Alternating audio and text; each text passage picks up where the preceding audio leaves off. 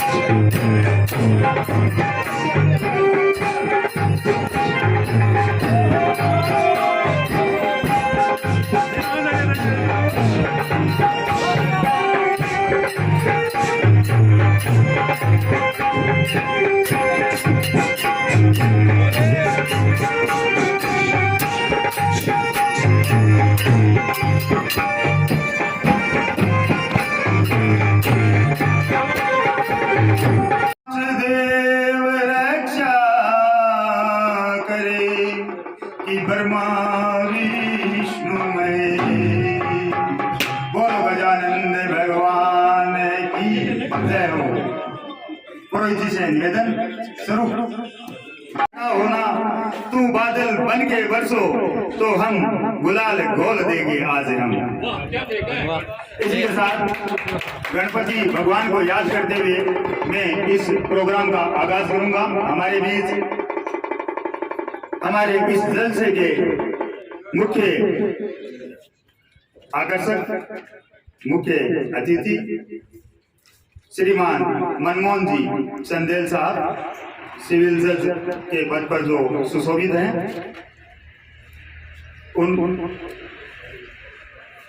उनका मैं हार्दिक स्वागत और हार्दिक अभिनंदन करता हूं। क्योंकि ये होली का त्योहार है और मैं पहले भी निवेदन कर चुका हूं कि ये पागलपन का भी त्योहार है, प्रेम का त्योहार है। तो इसमें कुछ त्रुटि अगर किसी से होती है तो नजरअंदाज किया जाए, साहब से निवेदन रहेगा। हमारे साहब मर्दवासी बहुमुखी व्यक्तित्व के धनी हैं। लेकिन मैंने ये महसूस किया है कि जब भी बार एसोसिएशन की तरफ से अभी नवसृजन न्यायालय स्थापित होने के बाद जितने भी महत्वपूर्ण प्रोग्राम इसमें गत जो लोक अदालत गई है, उस समय भी जो ज्ञानाराम जी थे वो समय से उपस्थित हुए हैं और उन्होंने अपनी महत्वपूर्ण भूमिका फाइल्स के निस्तारण में निभाई है। तो ये चीज प्रूफ होती है कि किसी भी व्यक्ति की व्यक्तिशः उपस्थिति के आधार पर ही यह तय नहीं किया जा सकता है कि किसी भी संगठन को आगे बढ़ाने में, मार्गदर्शन देने में वो व्यक्तिशः उपस्थित होकर ही और अपना योगदान दे रहे हैं। जैसा कि सभी को पता है कि मेरे मुंह से अक्सर यही निकलता है अध्यक्ष साहब श्री दीनदयाल जी, बट लगभग 1.5 महीने की खोज के पश्चात मुझे पता लगा कि ज्ञानाराम जी भी हैं। बेसिकली वो एसडीएम कोर्ट में प्रैक्टिस करते हैं, लेकिन जब भी हमें यहाँ बार एसोसिएशन में कोई मैसेज संदेश कोई बात करना होता है, कोई मैसेज कोई मीटिंग होती है तो ये अपनी उपस्थिति देते हैं। तो एक बार जोरदार तालियां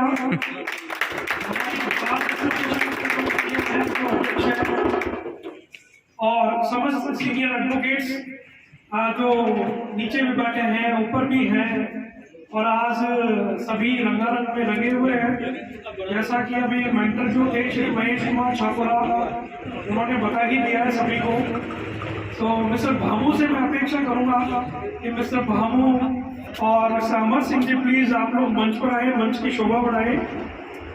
बार एसोसिएशन विकास संकल्प में तहे दिल से आभार व्यक्त करना चाहूँगा।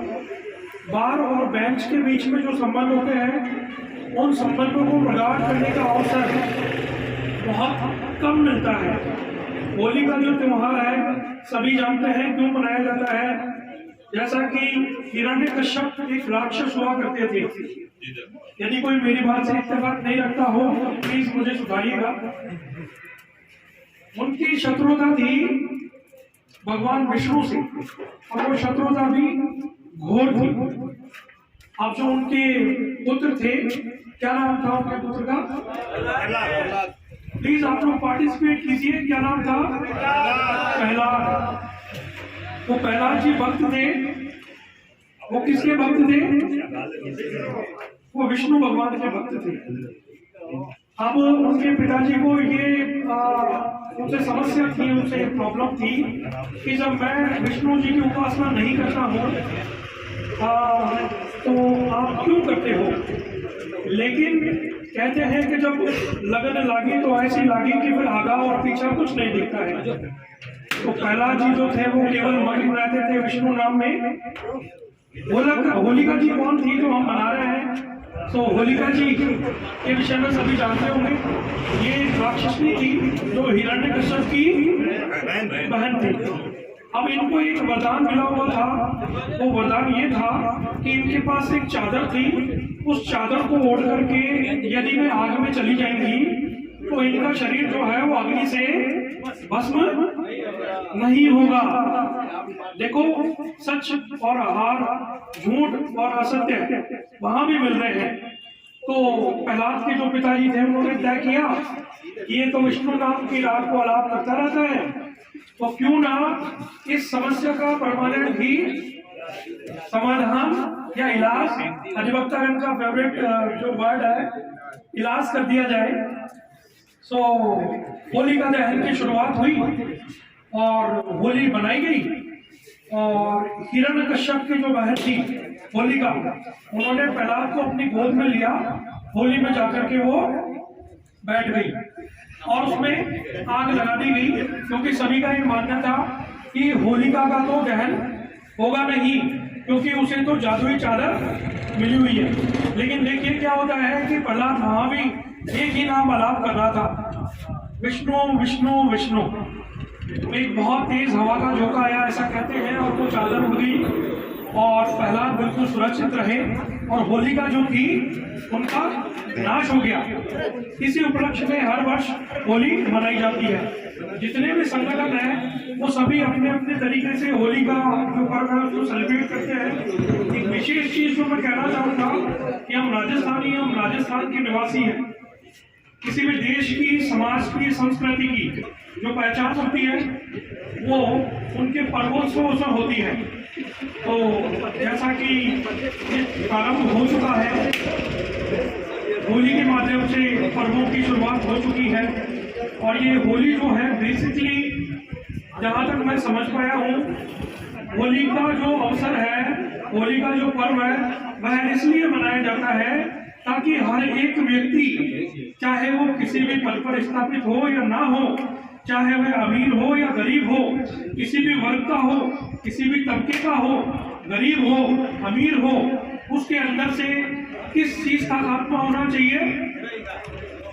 घमंड का। क्योंकि ये तो किसका भी नहीं रुका था, किसका नहीं रुका था घमंड? आवाज आई नहीं, प्लीज बताइए। तो आज हम सभी न्याय क्षेत्र से जुड़ा हुआ हर एक व्यक्ति, ये जरूरी नहीं है कि वो बड़े पद पर हो, मेरा ऐसा मानना है कि जब तक आपका स्ट्रक्चर फाउंडेशन मजबूत नहीं होगा तब तक आपकी इमारत मजबूत, तो हमें उन लोगों का योगदान भूलना नहीं चाहिए।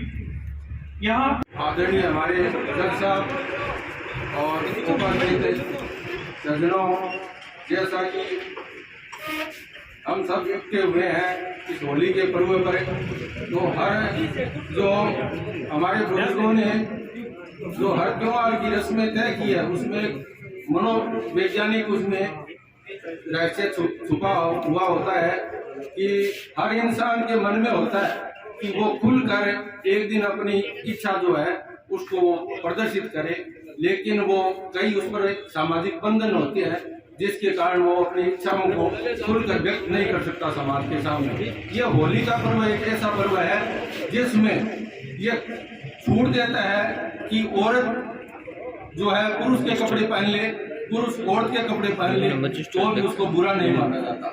इसी प्रकार अगर किसी बात को अब व्यक्त कर दिया जाता है तो भी उसमें वो कोई दोष नहीं माना जाता। इस प्रकार ये जो होली का स्पेशल पर्व है, इसमें हम खुलकर अपनी मस्ती का इजहार करते हैं और इसमें जो हमारे जो दिमाग में बर्डन और आपस में जो विरोधाभास होता है उसका भी निपटारा हो जाता है। इसलिए ये त्योहार आप मस्ती से मनाइए। हाँ, ये जो जज साहब ने आपको कहा कि भाई इसमें कोई दूसरे को हानि नहीं हो, ये ध्यान रखिए और इसका फुल आनंद लीजिए। हमारे जज साहब जो अच्छे एक उदाहरणीय जज हमारे भाग्य से यहाँ आए हैं, जो बड़े ही समन्वय से काम करते हैं, इनका भी मैं बहुत बहुत धन्यवाद करता हूँ।